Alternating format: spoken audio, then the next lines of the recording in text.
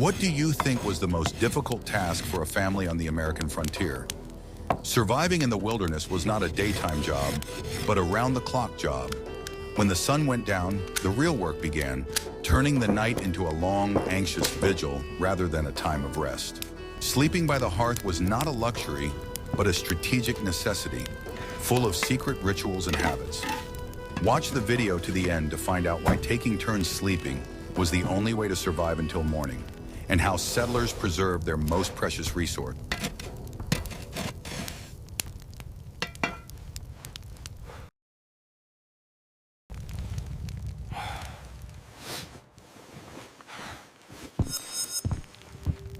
What if I told you that everything you believed about normal sleep was not true for people in the past? The idea that a person should sleep 8 hours straight is relatively modern. Most settlers went to bed shortly after sunset, as artificial lighting was expensive and dim. They slept their first, deepest sleep, which lasted about 3 to 4 hours. They woke up around midnight, and this was not considered insomnia. On the contrary, it was an expected and normal phenomenon, part of the established routine. This nighttime period of wakefulness, lasting an hour or two, had its own name and purpose. During this time, adult family members could quietly go about their business by the light of a smoldering hearth. It was a time to repair tools, mend clothes, or simply plan quietly for families on the edge of civilization. This break in sleep had another, more important meaning. It served as a natural night watch system. At least one adult in the house was almost always awake during these critical hours. After this period of wakefulness, people went back to sleep. The second sleep began, which lasted until dawn. This second sleep was often lighter and more sensitive. This two-phase sleep system made nighttime rest more flexible and adapted to the realities of survival. To modern people, such a fragmented schedule may seem painful and ineffective. However, for settlers, it was the only working model.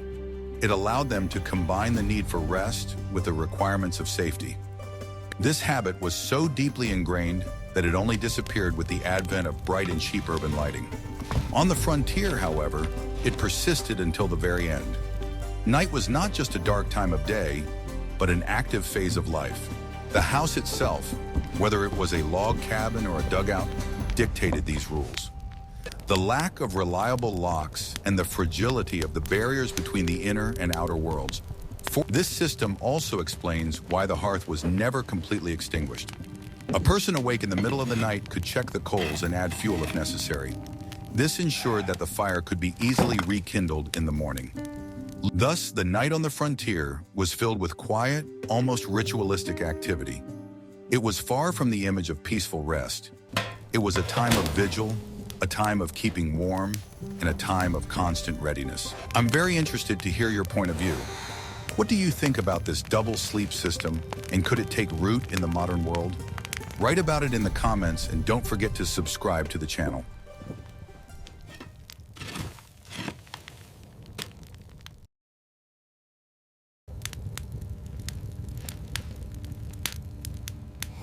I will reveal the most closely guarded secret of the frontier: how to keep a fire going until morning without matches.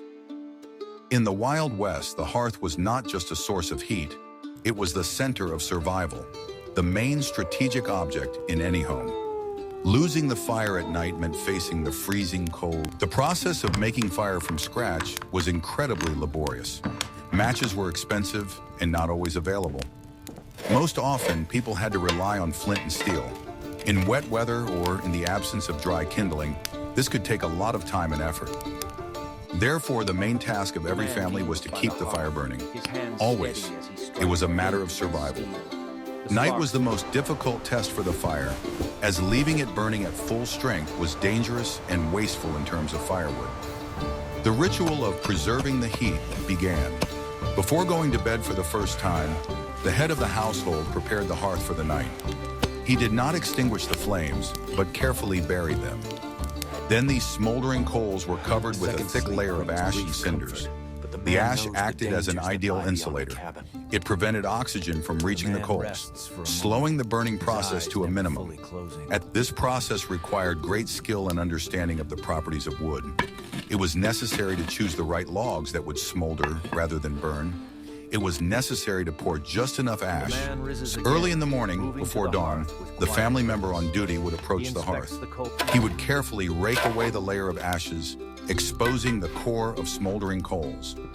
Even after 6 or 8 hours, the intense heat inside was still strong enough to ignite a new fire. All you had to do was put a bunch of dry grass, moss, or thin twigs on these coals and blow gently. The fire instantly came back to life. This moment was a symbol of victory over the night cold and the beginning of a new day.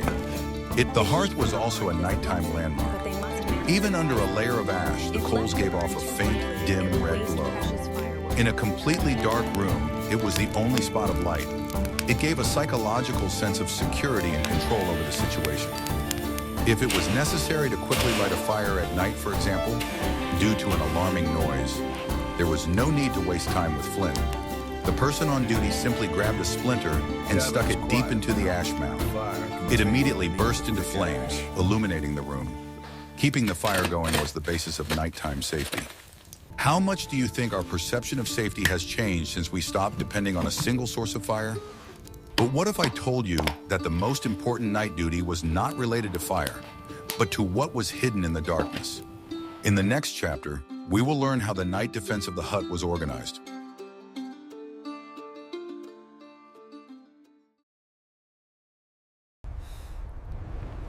The wind howls outside, and the man's eyes narrow, scanning the night. What I am about to show you was the nightmare of every frontier family. It is not about a specific threat, but about the very state of constant anxiety. Night on the frontier was a time of heightened hearing. The complete silence of the prairies or forests turned any sound, even the quietest, into an event. A log cabin, which seemed like a reliable fortress during the day, turned into a resonator at night.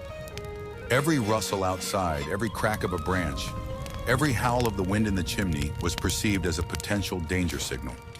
The adult settlers slept incredibly lightly, their brains trained to instantly recognize wrong sounds. The main task of the night watchman was not to fight, but to listen. He sat in the dark by the smoldering hearth, and his main tool was his hearing. He had to distinguish the usual crackling of cooling wood from a quiet step outside. The psychological pressure was enormous. The need to sit in silence for hours and listen intently to the darkness was incredibly exhausting. It was a test not so much of physical endurance as of strength of spirit. Any shadow in the corner cast by the coals could seem to be moving. That is why the rituals of closing the house for the night were so important. It was not just a domestic habit, but a way to reduce anxiety. Before going to bed, the shutters were also checked. Windows were the most vulnerable place in the house. The house was transformed into an airtight box. This cut off drafts and retained heat, but it also amplified the sounds coming from the walls themselves. The person inside found themselves in a confined space, alone with their fears and the noises of the night. A loaded gun was as essential an attribute of the night as a blanket. It was never put away far. The weapon stood by the door or hung on the wall next to the bed, always ready for use. The mere thought of it being nearby had a calming effect. This aspect of nightlife, the psychological pressure, is often overlooked. We talk about physical difficulties, but we forget about emotional exhaustion. Living in a state where your home is the only tiny island of safety in the middle of a boundless and not always friendly world was difficult. The night forced people to be constantly alert. It was almost impossible to relax and truly fall into a deep sleep. Survival dictated its own terms, and the most important of these was vigilance. If you are interested in the topic of human resilience,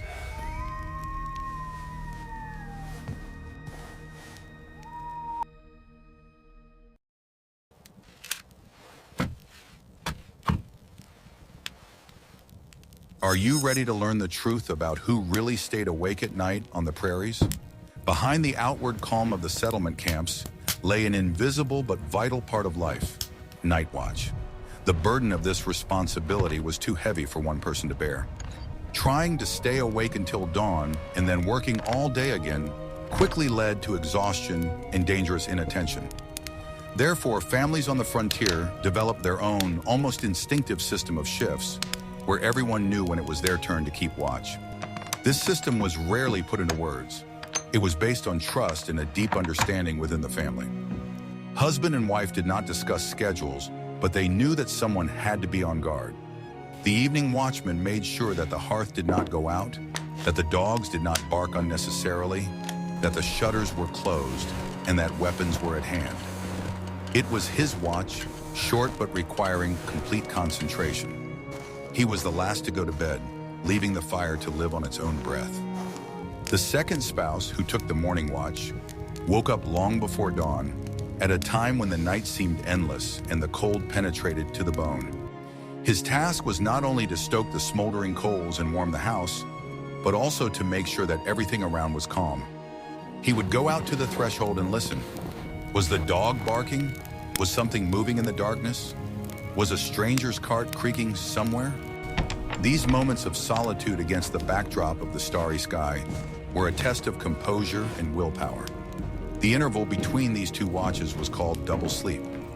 During those hours when the body, rested after the first sleep, woke up on its own, this natural rotation allowed both adults to stay alert, even at the cost of interrupted sleep. At any given moment, at least one person was in a state of alert calm. It was an invisible protection of the home that required no alarm clocks or commands. The transfer of the watch happened almost intuitively. A slight rustle, a quiet breath, a creak of the floor, and one would get up, knowing that the other could finally allow themselves to close their eyes. During periods of unrest, when rumors of raids or missing livestock were circulating, the system became even stricter. Sleep was reduced to short shifts of 2 or 3 hours. This way of life required complete unity. It was the highest manifestation of mutual responsibility, an unspoken marriage contract for survival. Sleep on the edge of civilization was not rest in the usual sense. It was part of a defense system where even rest was subject to order. Peace here was organized, not given. It turns out that on the frontier, sleep was not a weakness, but a discipline. Every night was a test of responsibility, trust, and fortitude. Now,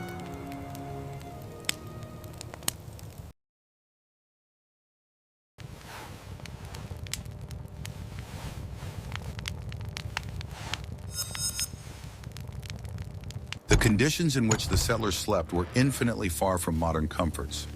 Houses were built of roughly hewn logs, and cold winds often blew through the cracks between them. On such nights, people covered themselves with whatever they could find. Humidity and drafts often forced them to wake up in the middle of the night to throw wood on the fire. Despite their exhaustion after a hard day, sleep was rarely deep and peaceful. Most families in the early stages of land development lived in one-room log cabins. These were temporary dwellings, built hastily until it was possible to build a larger house. The kitchen, bedroom, and workplace were all located in one room. In the corner stood a stove or an open hearth, and along the walls were homemade beds or simply straw mattresses. Clothes were dried here, and supplies and tools were stored. In such conditions, even a small amount of comfort seemed like a real luxury. This meant that all of life, cooking, working, resting, and sleeping, took place in a single room. In the morning, the smell of smoke and yesterday's porridge mixed with the smell of dampness and sweat. During the day, the room was filled with sounds.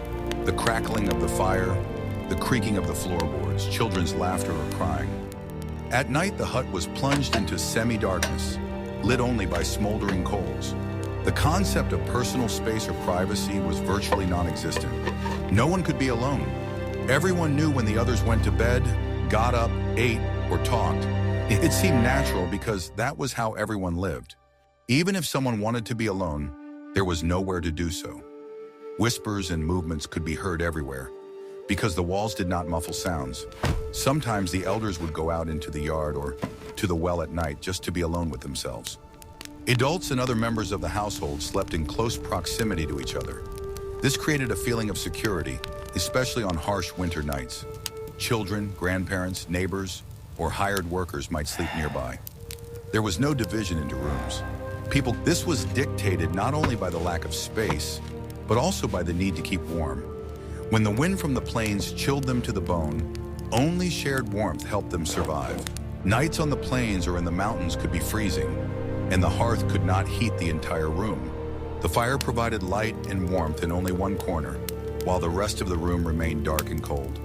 In high mountain areas, settlers even put up fabric partitions to retain at least some of the heat. But even with all their efforts, in the mornings their breath turned to steam and frost appeared on the windows. Beds themselves were a luxury that not everyone could afford. Many had to sleep directly on the wooden floor, covering it with burlap. The floors were often damp, especially in the spring when meltwater seeped inside. Many families slept directly on the floor. Sometimes they made a bed of branches or straw so they wouldn't have to lie on the bare boards. This bedding was changed periodically, as straw quickly became saturated with dust and odor. At best, they had mattresses stuffed with straw, dry leaves, or corn husks. These materials were available to everyone and cost almost nothing. The mattresses quickly lost their shape and required constant care. They were taken out into the sun to dry and air out, and then refilled with fresh straw. Sometimes insects got into them, and everything had to be replaced. Despite the discomfort, such mattresses were a step up from the bare floor. These mattresses were hard and had to be shaken and dried regularly. This was usually done by women and children while the men worked in the fields. Sometimes the whole family would go outside and hang the mattresses on the fence in the sun. The smell of fresh straw then filled the house. Periodic cleaning helped to maintain at least some hygiene. But after a few weeks, everything repeated itself. Dirt, dust, and dampness returned. More affluent or well-established settlers could afford a rope bed. It was made by hand from wood, often oak or pine, and decorated with simple carved elements. The ropes were woven crosswise to form a dense mesh. A mattress stuffed with the same natural materials was placed on top of it. Such a bed was expensive, but it could last for many years. It was a simple wooden frame on which a mesh of strong ropes was stretched instead of slats. Sometimes the ropes were rubbed with beeswax to reduce stretching. A coarse cloth was laid on top to prevent the straw from spilling out. Children loved to swing on such beds, for which they were often reprimanded by their parents. The same straw mattress was placed on top of this net. It prevented the body from touching the cold boards and created a feeling of comfort, albeit a slight one. Over time, the mattresses flattened and needed to be replaced. Women sewed new covers, stuffed them with fresh plant materials, and tried to shape them. Sometimes they added fragrant herbs such as lavender or thyme to repel insects. Such little things made life a little more pleasant. The ropes sagged over time and had to be tightened regularly with a special wrench. It was a whole ritual. The owner of the house pulled the net until it became taut, like a drum. If this was forgotten, it became impossible to sleep. The body would sink into the middle. The work was painstaking but necessary. This is how the comfort that every settler dreamed of was maintained. After all, a good night's sleep meant health and strength for the next day. This made sleeping more comfortable, as it raised the sleeper above the cold floor. Even a few inches of height mattered, because the air near the floor was always colder. The bed also protected against insects and small rodents that often ran into the house. The settlers quickly realized that sleeping higher meant sleeping safer. Therefore, the bed became not only a symbol of comfort, but also a practical necessity, especially for families with children. Drafts blowing across the floor were one of the main problems, and this type of bed partially solved it. Often, the gaps between the logs were covered with moss or rags, but this only helped for a short time. Therefore, many preferred to place the bed closer to the wall, where there were fewer drafts. On winter nights, even a slight elevation saved them from the cold. Sometimes furs were placed under the bed to prevent heat from escaping downward. Everything was done to make harsh life a little easier. In some houses, you could find a pull-out bed. Children often slept on such beds, feeling like part of one big family. This solution seems simple, but it was extremely convenient.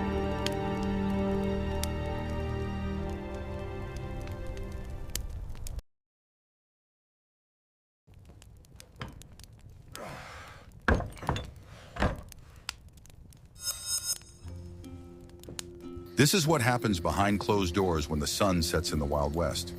The very design of frontier dwellings was dictated by the need for nighttime defense. It was not just a roof over one's head, but a small fort designed to protect against external threats. Log cabins were built from thick, massive logs. The gaps between them were carefully caulked with moss, clay, and mud. This was done primarily to protect against wind and cold, but it also created a solid, monolithic wall that was not easy to break through. Windows were the Achilles heel of any building. Therefore, on the frontier, they were made as small and narrow as possible. Large glass windows were not only an unthinkable luxury, but also a huge breach in defense. The main element of window protection was massive internal shutters. During the day, they were kept open, but at dusk, they were tightly closed and locked with a heavy wooden bar. Such shutters turned the window opening into an equally strong part of the wall. The door was another critically important element. It was made of thick, knocked-together boards and hung on sturdy wrought iron hinges. The most important part was the bolt.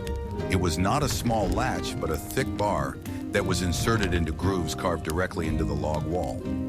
Such a bolt could not be opened quietly or quickly from the outside. Any attempt to break down the door would require considerable effort and make a lot of noise. This gave the inhabitants of the house precious minutes to wake up and prepare for defense. In some regions, especially in the Southwest, adobe houses were common.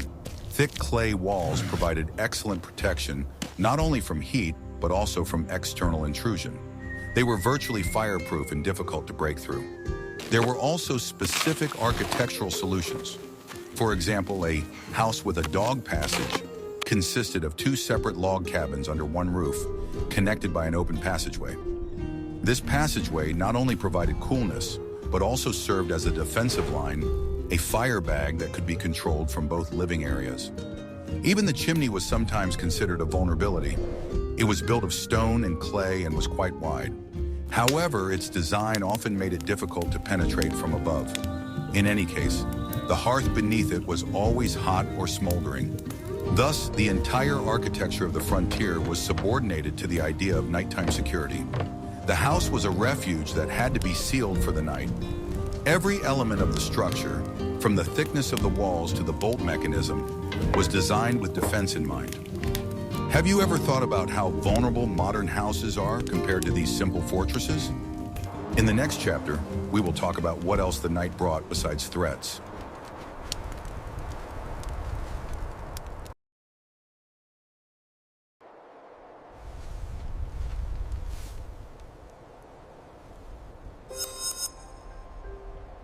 Night was not a time of complete idleness, even for those who were not actively on watch.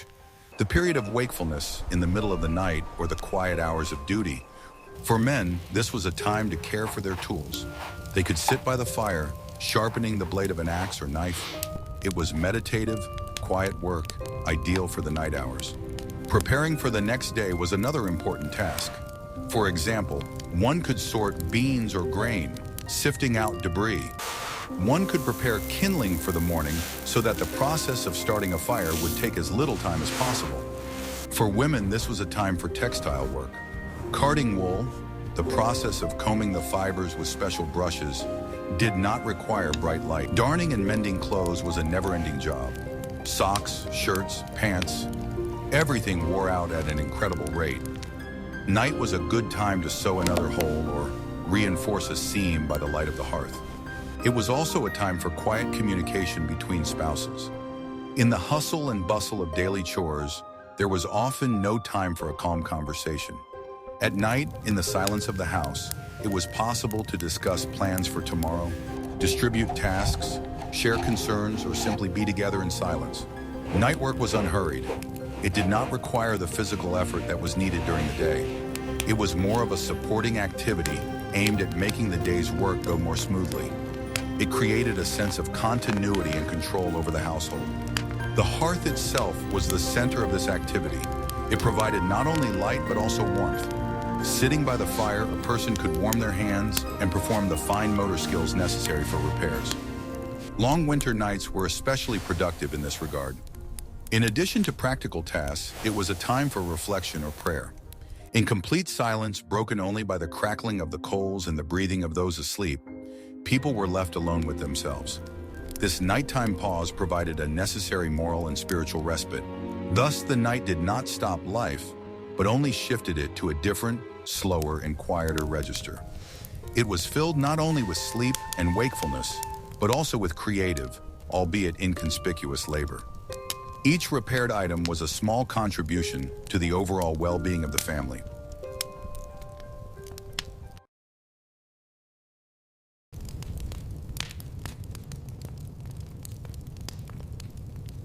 Night on the frontier had its own unique soundscape. For a modern city dweller, this silence would be deafening, but for a settler, it was filled with information. The first and foremost sound was the house itself. The wooden cabin breathed and lived its own life. During the day, it was imperceptible, but at night, every sound was amplified. The cooling logs of the log cabin creaked and cracked as the temperature dropped. The wood contracted, and these sounds were a constant background noise that one had to get used to. The floor, made of rough planks, creaked with every step. The person on duty in the house learned to move almost silently, stepping on certain floorboards. But any loud, sudden creak could wake up the whole family. This sound was a marker of internal movement. Second in importance was the sound of the hearth. It was not just noise, but an indicator of the state of the fire. The steady, quiet hiss of coals smoldering under the ashes meant that everything was fine. A sudden loud crack or pop could mean that moisture had gotten into the log or that it had burned through and collapsed. The wind was another important component of the night symphony. On the Great Plains, it almost never died down. It whistled and howled in the chimney, creating a gloomy, mournful music. It pushed the shutters and made the door vibrate, testing its strength. The inhabitants of the house learned to distinguish the nuances of this howling. A constant hum meant normal weather. Sharp, strong gusts could herald a storm or blizzard. The sound of the wind was a barometer and a source of constant anxiety. The outside sounds were the most alarming. Due to the ban on mentioning specific creatures, we can only talk about them in abstract terms. They were rustles, creaks, quiet footsteps, or distant sounds carried by the wind. Silence was no less informative than sound. A sudden ringing silence, when even the usual night noises subsided, was often the surest sign of imminent danger. It meant that something had alarmed nature. Inside the house, these sounds were joined by quiet, human ones. The breathing of sleeping family members, coughing, quiet muttering in their sleep. These sounds, on the contrary, were reassuring. They meant that everyone was home. In dugout houses or sod houses, the acoustics were completely different. The thick walls of turf or earth were almost soundproof. Inside, there was a deep, almost tomb-like silence. This was both an advantage, as nothing could be heard from outside. Therefore, the night watchman relied on his full range of senses. He not only listened, but also peered into the darkness, trying to catch the movement of shadows. He breathed in the air, trying to catch the smell of smoke.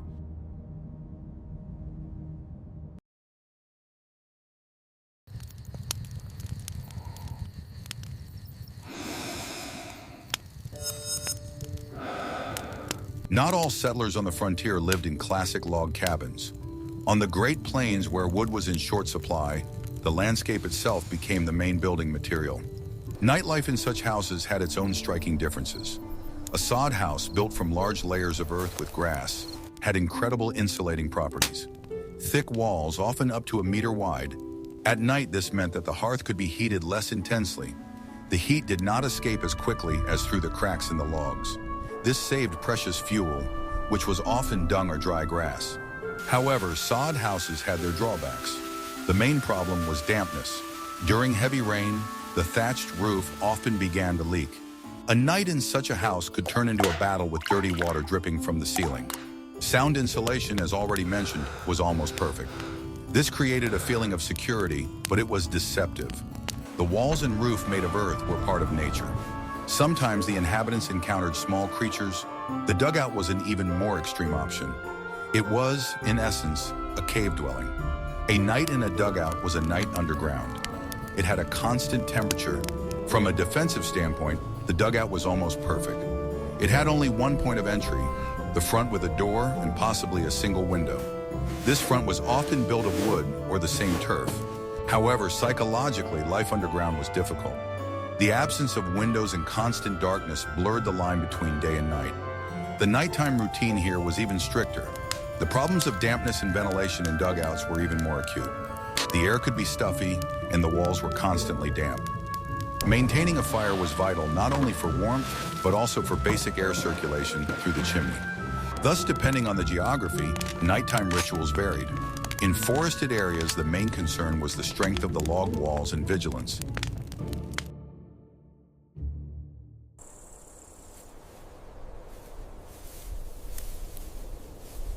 The end of the night was no less important a ritual than its beginning.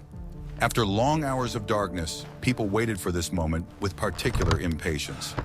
Everyone knew that a new day, new worries, and new hopes lay ahead. The coldest and most anxious time of the day was the hour before dawn, the so-called false dawn. The fire was almost extinguished, breath turned to steam, and fingers grew numb from the cold. Even if others were sleeping nearby, loneliness was felt particularly acutely. For those standing guard, it was a real test of endurance. At this time, the fire in the hearth was dying out, and the heat accumulated during the day was finally leaving the hut.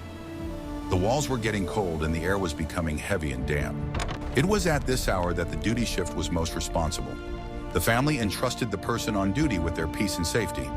He knew that it was up to his attentiveness whether the children would freeze or the hearth would go out.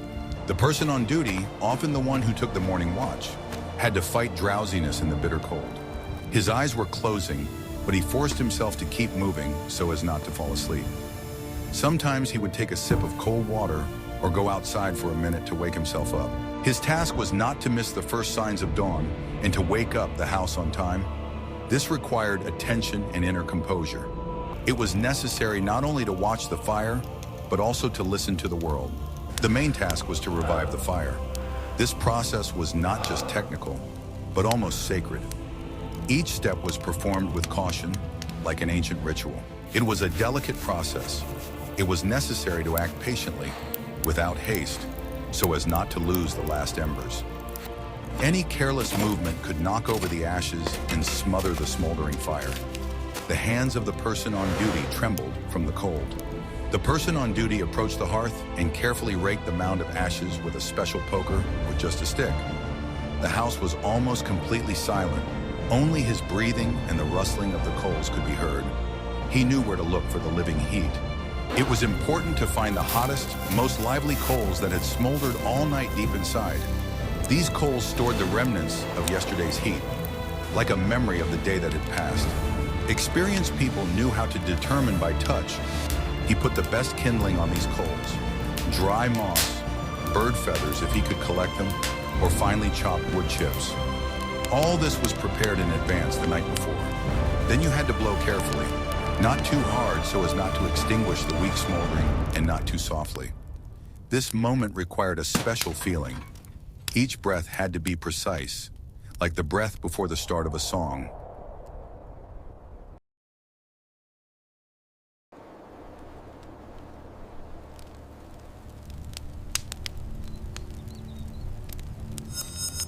We see that night for a family on the American frontier was not a time of rest, but a complex, multi-stage ritual of survival.